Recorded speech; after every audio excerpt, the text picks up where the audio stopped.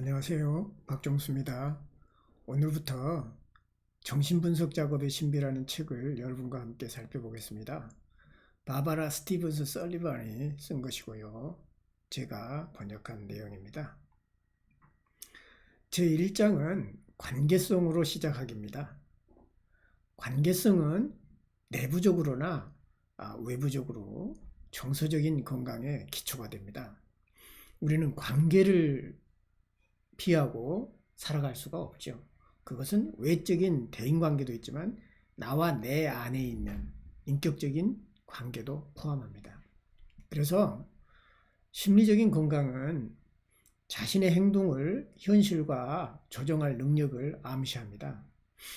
내가 하는 행동이 현실하고 얼마나 조화를 이루는가, 또 사람들과 얼마나 조화를 이루는가, 나의 외적인 행동과 또 내면의 인격이 얼마나 조화를 이루는가, 이제 이런 것이 이제 심리적인 건강을 결정짓는 것이죠. 사람들은 자신의 아동기 관계로부터 내재화된 방식으로 다른 사람을 대합니다. 이제 아동기 때부터 부모하고의 그 관계 맺는 방식, 또 형제들과 관계 맺는 방식이 이제 다른 사람들 앞에서 그대로 재현되는 경우가 많다는 것이죠. 이제 마찬가지로 그들은 다른 사람들을 다루는 방식으로 자신들을 또 다룹니다. 그러니까 사람들하고 관계하듯이 또 자기 자신을 그렇게 다룬다는 거죠. 그래서 환자가 치료자에게 조소적이고 견멸적인 태도를 취한다면 치료자는 자신의 일상적인 존재 방식과는 상관없이 열등감을 느끼는 경향이 있습니다. 사람들을 기죽이려고 할 때 무시해버리죠. 그래서 이제 그런 방법을 어디서 배우냐? 주로 어렸을 때부터 이제 배워 나간다는 것입니다. 우리가 이제 그 상담할 때나 이제 분석 상황 안에서 또 혹은 분석 상황 밖에서 관계적인 접근은 우리를 다른 사람의 고통에 자신을 열게 하며 그것은 동시에 자신의 고통을 불러일으킵니다. 관계를 맺는다라고 하는 것 자체가 고통이라는 것입니다. 그래서 이제 고통받기 싫어서 관계를 회피해버리는 사람들이 많죠. 그런데 관계없이 살아갈 수 없기 때문에 어느 정도의 고통을 감수해야만 관계는 시작되는 것입니다. 그래서 관계성이라고 하는 것은 우리에게 상처를 준 다음에 양분을 제공합니다. 우선 체현된 존재의 고통이 경험되며 다음으로 관계성에 대한 온정적인 분위기가 그 고통을 누그러뜨립니다. 처음에는 이제 고통과 불편함으로 이제 다가오다가 점점 이제 익숙해지거나 친밀감이 생기면서 온정적인 분위기가 이제 생겨난다는 거죠. 그러나 종종 고통에 대한 임박한 두려움은 건강한 관계 에너지를 거부하고 정신의 자기애적이고 반관계적인 세력들을 배치합니다. 관계가 고통스럽다고 해서 회피해버리면 자기애적인 성향이 되고 관계가 끊어져 버리는 것입니다. 그래서 정신분석이란 무엇인가? 전이와 함께하는 정신분석 작업의 가장 근본적인 목표는 반관계적인 투쟁들이 관계성으로 변화하는 것입니다. 예를 들면 아무리 이제 관계를 못 맺은 사람이라도 상담자나 분석가와 어떤 관계를 이루게 되고요. 그 사이에서 부모 이미지라든가 어떤 자기하고 관계를 맺은 사람들의 이미지가 상담자에게 투사되고 이제 이러면서 관계에 대한 어떤 방법론을 터득하게 되고 경험을 이제 쌓게 된다는 것입니다. 그래서 치료자가 전이에 접근하는 주요 방식들 가운데 하나는 반관계적인 에너지들이 상담자와 내담자 사이에 배치될 때 주의를 기울이면서 분석가 자신의 반관계적인 에너지들을 다루는 방법에 의해 이제 이루어집니다.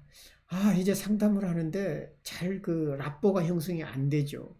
다시 말하면 상담자와 내담자 사이에 관계가 이루어지지 않습니다. 그럴 때 우선 상담자는 내담자들은 왜 관계를 맺지 못하느냐 이럴 것이 아니라 상담자 자신의 관계 방식을 돌아봐야 된다는 것입니다. 그러면서 상담자 자신의 관계 방식이 이제 어느 정도 이제 방향성을 갖게 되면 내담자하고의 관계 방식도 이제 이루어지게 된다. 이제 그런 뜻입니다.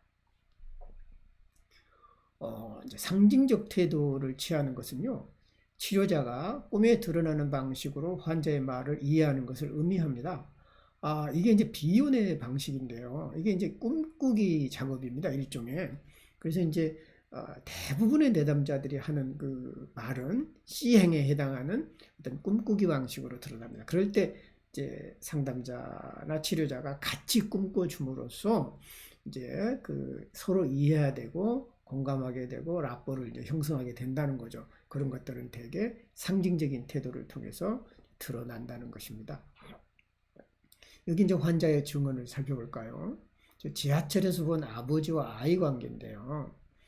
나는 그가 마치 인간이라기보다는 즐거움을 주는 장난감처럼 자기 어린아이를 대하고 있는 것을 보았다. 이것은 환자가 자기 자신을 다루는 방식에 해당이 되고요. 두 번째로는 자신의 삶 속에 있는 다른 중요한 사람들에 의해 그렇게 취급되고 있다고 느끼는 방식이 되고, 내가 누군가에 의해서 장난감처럼 취급되는구나, 이제 이런 것을 반영할 수 있다는 거죠. 그리고 세 번째로 치료자나 분석가와의 관계에서 이 순간에 하는 경험에 대한 방식일 수도 있습니다. 마치 상담자가 나를 장난감처럼 어린아이 대하듯이 하는구나.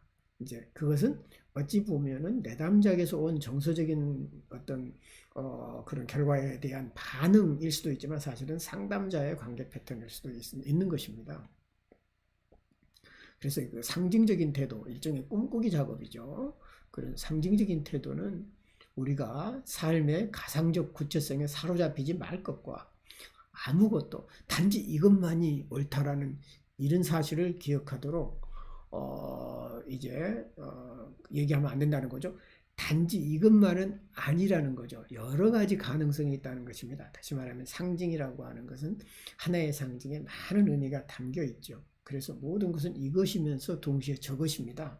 오직 유일한 하나만 얘기할 수 없다는 거죠. 그래서 그것은 결코 완전히 헤아릴 수 없는 영원한 차원들을 암시합니다. 결국은 함께 내담자와 상담자가 함께 꿈꾸기 작업을 해야 되는 거고요. 그리고 상징적인 언어, 상징화 작업이 필요하다는 겁니다. 결국은 이제 상징의 다차원성과 근원성에 대해서 이제 얘기하는 것입니다.